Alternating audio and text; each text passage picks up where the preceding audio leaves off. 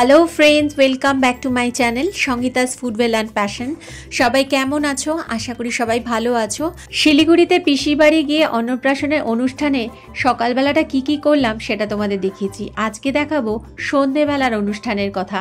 অন্নপ্রাশনের আগে বাচ্চাকে স্নান করানো হবে, তার জন্য আমরা আগের দিন সন্ধেবেলায় গঙ্গা নিমন্ত্রণে গিয়েছিলাম। এগুলো হলো সেই তখনকারই ছবি।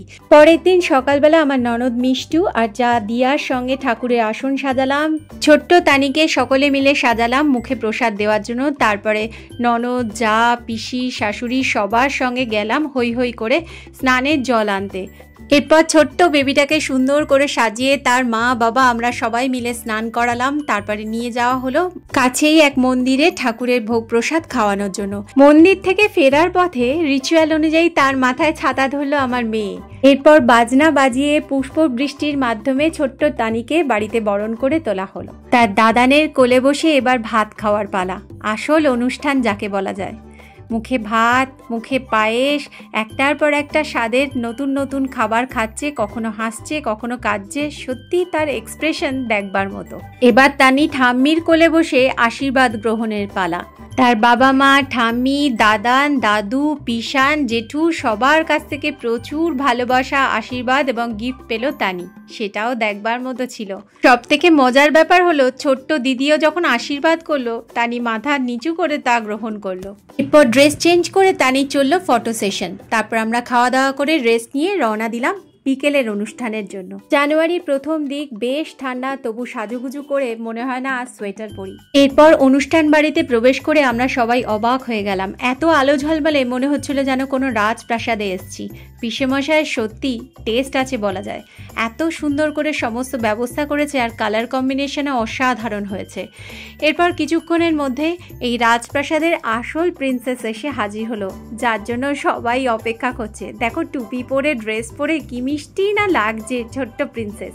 এত আলো দেখে সেও কিন্তু বেশ খুশি।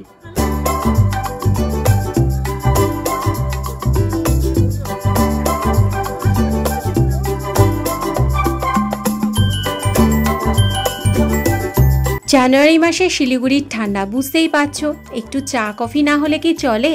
তাই চা কফির সন্ধানে গিয়ে দেখলাম স্টার্টারে রয়েছে ভেজ পকোড়া।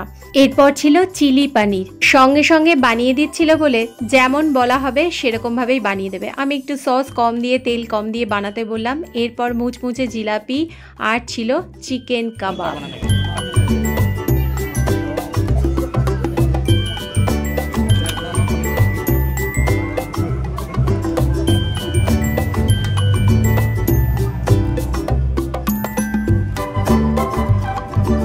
সকলের সাথে কথা বলে এবার একটু টেস্ট করার পালা। ভেজ পকোড়া খেলাম, চিলি পানির খেলাম। চিলি পানিরটা কিন্তু আমার বেশ ভালো লাগলো।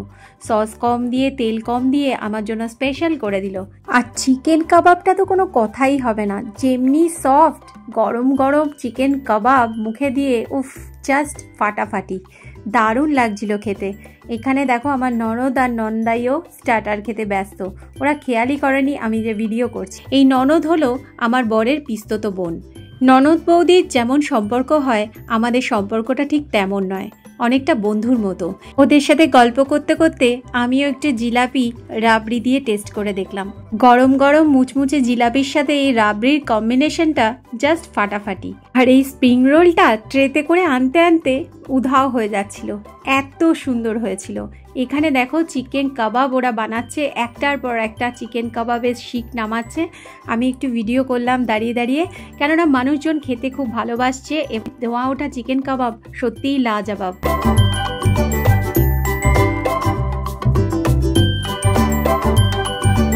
এরপর আত্মীয় স্বজনদের সাথে প্রচুর ছবি তুললাম। দৈনন্দিন কাজের ব্যস্ততার জন্য আত্মীয় স্বজনের সঙ্গে দেখাই হয় না, কিন্তু এই ঘরোয়া অনুষ্ঠান উপলক্ষে যখন সকলে এক জায়গায় মিলিত হই, তখন মনটা সত্যি আনন্দে ভরে যায়। ছোটবেলায় সেই রচনা বইতে পড়তাম না, দুর্গাপুজো বাঙালির মিলন উৎসব, আর এখন মনে হয় প্রিয়জনদের বিয়ে অন্নপ্রাশন হলো আত্মীয় স্বজনদের মিলন উৎসব, তাই না? আমার হাজবেন্ডের পিস্তত ভাইয়ের মেয়ের অন্নপ্রাশন ছিল। এই হলো সেই পিস্তত ভাই।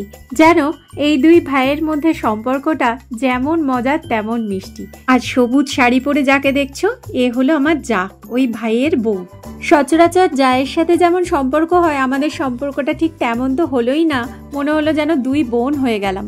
সত্যি এই অনুষ্ঠান উপলক্ষে শিলিগুড়িতে থাকলাম বলেই হয়তো এই সম্পর্কগুলোর মধুরতা উপলব্ধি করতে পারলাম। মেন কোর্সে কি আছে চলো দেখে নেওয়া যাক।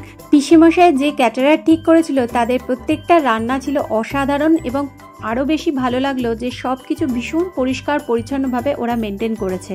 নানা ধরনের স্যালাড ছিল, তন্দুরি নান, পনির বাটার মশালা, সাদা ভাত অর্থাৎ প্লেন রাইস, সেই সঙ্গে ছিল ডাল, বেগুনি, আমার ফেভারিট চিতল মাছের মুইঠা, কাতলা কালিয়া, তারপর ছিল বাসন্তী পোলাও আর মাটন কষা। খাওয়ার জায়গায় ঘুরে দেখলাম প্রতিটা গেস্ট ভীষণ তৃপ্তি করে খেয়েছে। এরপর রাত বাড়ার সঙ্গে সঙ্গে এক এক করে যখন গেস্ট চলে গেল, তখন আমরা পরিবারের সকলে মিলে একসাথে খেতে বসলাম। যেহেতু অনেক রাত হয়ে গেছে, খুব বেশি কিছু খাইনি, কিন্তু প্রতিটা জিনিসই টেস্ট করার ইচ্ছে ছিল বলে সব টেস্ট করলাম। একসে বার্কার এক রান্না, ফ্যান্টাস্টিক ছিল প্রত্যেকটা আইটেম।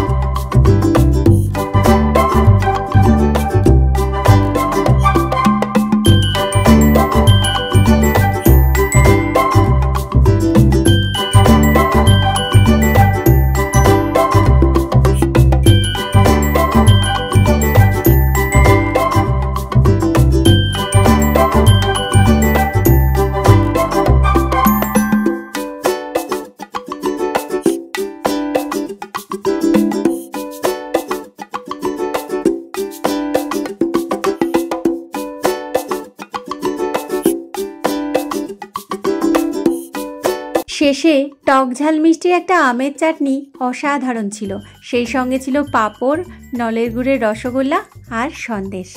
এরপর দেখতে দেখতে এই ছোট্ট ছোট্ট ছেলে মেয়েগুলো বড় হয়ে যাবে, তাই প্রচুর ছবি তুললাম। আবার কবে দেখা হবে, এই ছবিগুলোই স্মৃতি হয়ে থাকবে। ছোট্ট তানিকেও তোমরা আশীর্বাদ করো, ও যেন বড় হয়, অনেক স্বপ্ন পূরণ করে। তো বন্ধুরা, আমার ব্লগটা কেমন লাগলো? ভালো লাগলে একটা লাইক দিও, আর যারা আমার চ্যানেল সাবস্ক্রাইব করোনি, চ্যানেলটা সাবস্ক্রাইব করে দিও। তাহলে আজকের মতো এখানেই শেষ করছি, দেখা হচ্ছে নেক্সট ব্লগে। টাটা।